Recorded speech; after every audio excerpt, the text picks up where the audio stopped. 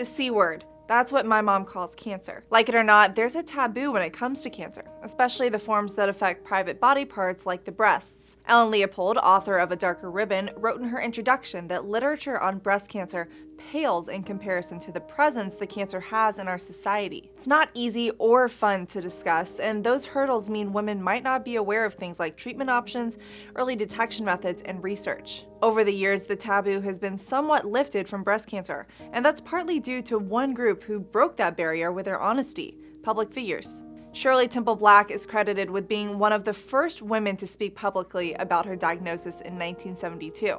Back then, doctors would tell women they were getting a biopsy when they were actually planning a mastectomy. The former child star was furious with this and became the first public figure to write about her experience with cancer in a magazine, saying, "The doctor can make the incision, I'll make the decision." Then came First Lady Betty Ford, who was diagnosed in 1974 after a routine checkup. It's her diagnosis that influenced the Vice President-designate's wife, Happy Rockefeller, to do a self-examination, where she found a lump and was subsequently diagnosed. These women helped start a trend of speaking publicly and honestly about their cancer fights, allowing people to relate to their struggle.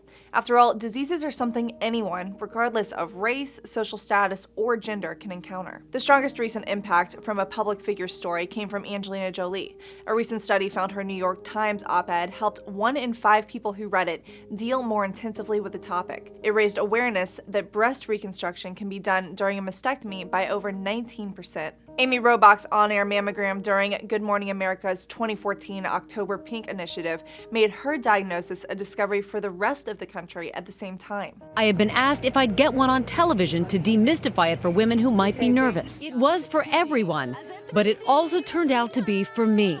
Robach continued to share her story with the country, including when she cut her hair short during chemo. I want to say that I had something to do with how I look, not the cancer. And that transparency in her battle with the millions of GMA fans led one fan to discover her own battle with the cancer. I had been driving around with my mammogram prescription in my car for a year when I heard you tell your story on GMA. I booked my mammogram that morning, had the mammogram 2 days later, a biopsy the next day, and learned I had cancer the next day. These are just 4 people who have made major differences in people's lives, in some cases saving them just by speaking out. When celebrities and public figures share their stories, it helps lift the taboo and encourages people to take control of their own health. For Newsy, I'm Lexi Hamasfar.